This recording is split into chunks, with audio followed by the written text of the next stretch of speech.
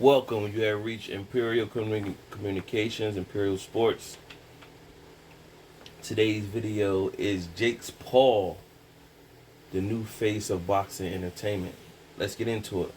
Now, those of us who never even knew who Jake Paul was, just was hearing like it's this YouTuber um, talking crap or whatever. And his brother, Logan Paul, I think he's the one that fought the other YouTuber KSI, and it made some buzz on YouTube, and a lot of people was tuned in to watch. And then the next time I heard something about it, one of the actual fighters, Devin Haney, was on the undercard of a fight on the zone of a YouTuber fight. And so what you were starting to see was the change of how is regular boxers on the undercard of a YouTube fight. Why? Because of the popularity. These boxers of today, um, their promoters don't know how to promote them that well to get popular, and the fighters themselves are not good promoters of themselves. And so you got YouTubers who have popularity off of their YouTube videos, who have disputes with people out there, is got the balls to get in front of the world and say, all right, let's put our gloves on and fight. And that starts to generate some steam. Now, there has always been celebrity boxing over the years, and um, we've seen it, but this is the age of social media, so everything is on demand. So as soon as something happened, everybody gonna see it right away. So when Mike Tyson uh, got linked with Triller, and he's coming out, his video went viral of him working out, and people looking at, the nostalgia of Mike Tyson, and he moving like he did when he was a young man, and the hype around it. Triller came out of nowhere with this platform with a Titanic boat of money, and said, hey, let's put on this show, Roy Jones versus Tyson. In that undercard was Jake Paul versus Nate Robinson, who were going back and forth drawing on social media. And lo and behold, they fought, and Jake Paul knocked Nate Robinson out, knocked him out clean, and everybody's seen it. And of course, everybody made their memes and everything. So that sparked the interest. That leads us to last night, where Ben Askren is an MMA fighter, not a serious MMA fighter, but someone that has some MMA credibility. But if anybody is paying attention to sports and MMA or anything, they know he wasn't a striker. He's more like a wrestler type MMA guy. He's not really a striker, but somebody say he still should be battle tested. Lo and behold, first round, Jake Paul hits him with an overhand right. Kind of the same type of hit he hit Nate Robinson. But with Nate Robinson, he been dropped Nate Robinson early in the match before he finally knocked him out. But he stepped back and he still do the same type of overhand right. I think what people are missing with Jake Paul is that he's actually taking it serious. Not saying he could beat some world class boxer, but he's taking it serious enough to be in shape and to perfect throwing a punch. When most people is not putting in that same work. Oh, I'm just see this guy's jawing. I'm just getting there and do whatever. Then he get in there, clock him, and then whoa, he just slept him. Now people say, did Ben Askren take a dive? I don't want to say he took a dive, because I don't know, you know what I'm saying. But I believe Jake Paul did catch him. Now, could he have got up and continued to fight? Yes. I believe he could have continued to fight, and the ref waved it off. That make it even a better height. Do he really care? No. He just collected a few 100,000 or whatever. It is what it is. He came in there looking like a tomato can, So, it seems like he really didn't take it serious. He got caught with a punch drop. He gonna get his couple hundred grand. Probably wasn't making that type of money in MMA anyway, so it's like, oh well, what I care. And the Jake Paul becomes a even bigger star than he was going into the fight. Now it's been rumored that I don't know how they knew this fast, but they said it was like 1.5 million pay-per-view buys. I don't know how true that is. I didn't see anything concrete come out, but that's a rumor. If that is so, well, that's far by far way more than what boxers are actually doing today. And the main reason why I hear that certain boxers are coming out making comments, how is this guy getting all this attention? Well, if you look at Lomachenko, when he came out, his second or third fight, he was already fighting for a championship. And he was only 10 fights in. They was already trying to declare him. He was already had a loss on his record in 10 fights. Was already trying to declare him the greatest of all time with only 10 wins and just craziness. And you was sitting there like, what are they talking about? Who was he fought to get that? You know what I'm saying? So, with 10 fights. And so they did a real true hype job with Lomachenko.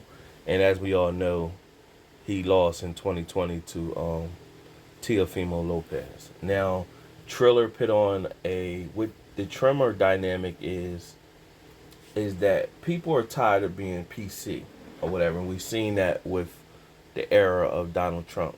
One of the big things that brought Trump's popularity in my opinion, is that he was coming in saying stuff that wasn't the typical politician. He was saying stuff that people felt. But now we got this guy on a political stage saying it. And that grew his popularity. So Triller is taking how you would view, like, at your fight party, at home, with your friends. They're taking that element and we're bringing it to the pay-per-view. So you got people drinking, smoking on the pay-per-view event. They got concerts, entertainers coming, performing, and people would make it this an event. Yes, I'm coming to this. I all want to tune into this. I'm getting concerts. I'm getting entertainment with the commentary. People on the commentary talking like we talk in at home, and with the confinement with our friends. They talking like that on the commentary, and then you have then the fights. You people ain't even really they paying attention to the fights, but they ain't really paying attention. They really the entertainment value. So Triller had definitely this format. They definitely have something, and where boxing is suffering that is the fighters don't want to fight. Not saying they don't want to fight. I won't want to put that on them, but what they're doing is they're playing this Floyd Mayweather game. The Floyd Mayweather blueprint. Everybody want to be Floyd. Floyd was like a needle in a haystack, lightning in a bolt. It's going to be hard to duplicate that again. What Floyd was able to do. Floyd had both fan bases. He had his own fan base, plus he had the fan base that wanted to see him lose. When you got both of that going for you, the entertainment factor, and then he was winning, it was through the roof. It's going to be hard to duplicate that again. The popularity and all that. People wanting to be him. The thing about it is you see all these fighters that's trying to use that blueprint. You don't have people who want to be them. You don't see that. You don't have people that are overwhelmingly fan base that want to just see them lose. Of course, you're going to always want to see people lose, but Floyd had just as many people that love Floyd. You had just as many people that will actually pay for the pay-per-view fight just to see him lose. Actually have pay-per-view parties just to see him lose. You know what I'm saying? So you're not going to get that. You don't see that with those other up-and-coming fighters, but they play the game like, I don't want to fight this guy, they're fighting over percentages of money and all these different things, and it's like, okay, while you sitting back fighting nobodies, this guy, Jake Paul, is fighting and getting just as much money as you or more. He gonna eventually, if they capture it now, if they capture it now, he can get endorsements, which none of them fighters is getting.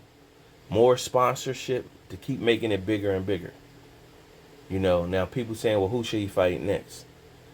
I mean, it was another guy, it was a billionaire guy that owns a nightclub. I forgot what his name was. That he fought. He had like pink shorts on. He fought. Now that'd be a good fight because he seemed like he take it serious, and that'd be a good fight for him and Jake Paul. But honestly speaking, they can, and he could do that type fight in like 3 months or whatever. But if they want to go for it, they can have Jake Paul call out Conor McGregor, and in 6 months say, I'll fight Conor McGregor. And people will load up for that fight. Now, of course, you're going to have to pay Conor a significant amount because of his name value and what he brings. But to have Jake Paul on YouTube talking crap and Conor doing his antics and talking crap, huge event. Huge event. And then let everybody get on the undercard and whatever they're going to do. Huge event. So, listen, can't take nothing whether you like it, good, bad, or indifferent with Jake Paul. Triller definitely got something here. Jake Paul definitely got, shout out to him. Because what it does is all these YouTubers that be beefing.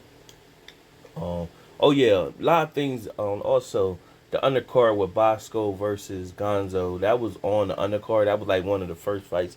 A lot of people didn't even get to see it. By the time they tuned in the Triller, that fight had already happened. So that was probably like the first fight on the menu.